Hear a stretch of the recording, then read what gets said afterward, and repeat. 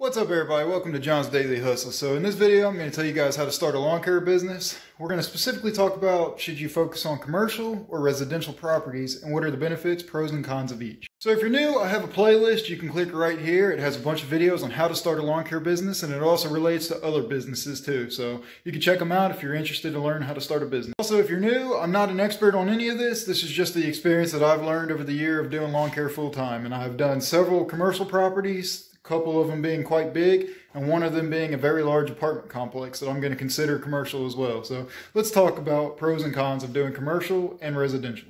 So one thing that might be a deciding factor for you guys is insurance. A lot of your commercial properties will want you to have a much higher insurance, which will bring up your monthly cost up. You'll have to pay more on insurance costs. You might not be ready for that yet. You might just want to focus on your residential because your insurance is cheaper, or maybe you're that one guy that doesn't have insurance, but I do recommend it. So leading off of the insurance, there's a lot more risk on commercial properties as opposed to residential. For example, there's a lot more things that you could potentially mess up and potentially break. And like I had said before, maybe they're a big fancy building, you might throw a rock in that. And again, if you don't have the insurance for it, if they didn't require it and you don't have it, they may put you out of business. Depending on your area, some commercial properties might be in a rougher side of town. Like for me, I do a couple commercial properties, and in one of the towns that I do a commercial property in, it's a rougher side of town, which means that you have the potential of equipment being stolen because there's those kind of people that live over there or that constantly go over there or they work over there. So you have a much higher risk of people driving by and going, oh, that's a nice blower. It's not locked up. He's not looking. Let's take it. So unfortunately, that is a part of this business, is you do have people out there like that. Depending on what kind of business that you're cutting, what kind of commercial property you're cutting, you may run into risks like maybe you're cutting at a junkyard. Well, then you have all those nails, or maybe you're cutting next to a junkyard or something like that. Well, you have nails and screws and metal that may be in the grass that you could potentially throw again, or it may, flatten a tire. Whether that be on your mower or on your truck and trailer, you may flatten a tire, and that's another risk that you need to factor. So one of the biggest cons that a lot of people don't realize is when you're cutting commercial properties, they may require you to wait 30 days before you invoice them, or at least 30 days before you get paid. So that means you have to fit the bill all month long for 30 days straight before you're going to get a paycheck. Just like the apartment complex that I mow, they want me to invoice them at the end of every month. So it's 30 days, and then it usually takes 2 to maybe even 3 weeks sometimes for my check to get in the mail. So you may have to wait almost 2 months before you're getting paid. Now, some people might not have enough money saved up to be able to pay your overhead expenses and employees for 2 months. And that can really put you in a bind when equipment breaks. Kind of like the beginning of the year that I had with my equipment. I had, several mowers blow up on me, one mower blow up on me, and several other equipment issues, right? Well, that may mess you up because you may fall behind pretty quickly on your commercial properties, and you might not have the money to fix your stuff. So you may have to figure something out there. Now, the plus side is commercial properties do usually make you more money. At least for me, when I'm charging my commercial properties, I automatically charge a little more, or maybe a lot more depending on the area and location, just to cut it because it's commercial. Then I factor in things like where it's located, is it in a bad area, am I going to potentially break stuff cutting it, and that kind of thing, and then the price, steadily climbs. So the other thing that's positive about commercial properties is it usually makes you more money overall, not just because your price is a little bit higher for commercial, but here in my area, a lot of commercial properties, now this isn't all commercial properties, but a lot of commercial properties want to spend money because they want their yard looking good. They want their facility to look good. They want that curb appeal. They want customers to come in and they want it to look good and they want it to look nice. Now, a lot of that may depend on the business it is and the area that you're in. But a lot, like I said, in my area, a lot of customers here, commercial properties, they want their yard looking good. So they're willing to spend more money on fertilizing, aeration, overseeding, that whole thing. And some of them may even have you install, irrigation and maybe work on it and that kind of thing. So that one's definitely a big point for me. I definitely love how most commercial properties will spend more money to make their yard look good. Now, like I said, that's not all. Some of them are cheapos and they're looking for the cheapest they can get. Now, another benefit to commercial properties is you don't have to deal with so many people. You figure there's one customer, you have to maybe put your bid in or maybe talk to one guy. It's usually a manager or somebody's in charge of doing the grounds work and groundskeeping and stuff like that. You may have to talk to one person and then you're set. Plus you have a contract written, which is always nice because you don't have to go hunting for people or, go to somebody's job to try and talk to them because you're already there at their job. That's definitely nice because you don't have to impress a bunch of people. First impression is always the big thing, so you just deal with one person and that's pretty nice. The other thing is everything usually is written in a contract. Like for my commercial properties, I sign a contract on everything that I'm going to do and I have a price there. So what that does is now you can schedule it and you don't have to ask for permission to do it. You already know what you're going to do this year, so it saves you so much time and frustration with trying to communicate with some customers because some customers can be very frustrating to talk to. Now, onto the residential side. You're most likely going to start out doing residential, or at least it's the easiest thing to start out to. That's usually where you start when you ask your neighbors or you ask friends and family, hey, can I cut your grass, or do you know somebody cut your grass? It's most likely going to be residential. Now, some of the cons with cutting residential grass, you could have a property where the first time you go there, everything is wide open and it's clear, it's easy, you can get in and get out fast.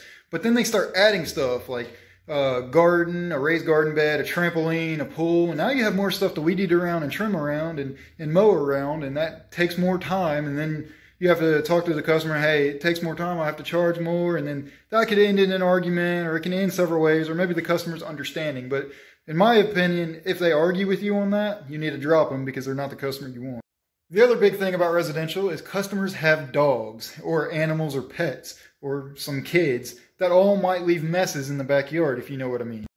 There's nothing more annoying than having that one customer that doesn't clean up after their dog or their kids, and you have to get off the mower to pick up toys or move it out of the way, or you run the risk of, blowing over toys on that mower. It happens. It definitely happens. Now, I understand that I'm not going to be able to get everything, and you're going to hit a toy or two mowing. It's just a part of it. But then the other thing is the dog poop. It drives me crazy when customers do not pick up their dog poop, and you hit it, and, whether you don't have something to wash it off with, and your mower smells like crap for the rest of the day, it drives me insane. So something very important you need to keep in mind right now with dealing residential, especially in times like this right now that we're in with this, pandemic going on, customers might lose their job. Well, guess what? When they lose their job and they're crunching numbers, lawn care is going to be the first thing that gets cut off. So you might lose customers pretty fast.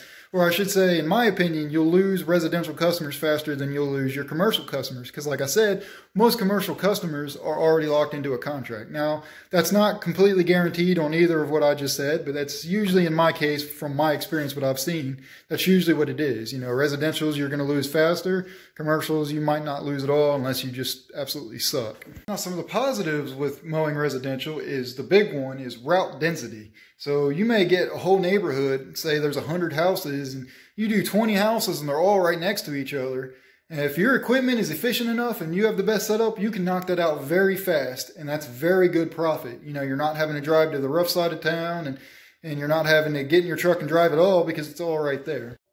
So with residential, you can focus mainly on route density. Now, that's not saying you can't do that with commercial properties. You may luck up and get into like a commercial, like some kind of commercial park or something like that, and then you're set, but that's a lot harder to do because most of the time you'll have to go to each individual business and try to get their business. So the other plus side with residential is you don't have to deal with customers like you do in commercial properties. And what I mean by that is the businesses customers, not just your customers, but if you're doing commercial properties like say McDonald's and you're cutting that grass by that speaker where they, the customers come in and order their food, that's very hard to do because you're, constantly waiting for them to order and then you get back cutting it. So McDonald's might not be something you want to do, or commercial properties might not be something you want to do because you're having to deal with all those customers that constantly come in and out. Now, it's not set for every commercial property because every commercial property isn't a McDonald's or a fast food place. It could be, a warehouse or something like that, but you're always still dealing with moving traffic and trucks and stuff like that are coming into these businesses and facilities that you got to keep in mind. So with residential, you don't worry about that at all. You just go on your set time, cut, and you're good.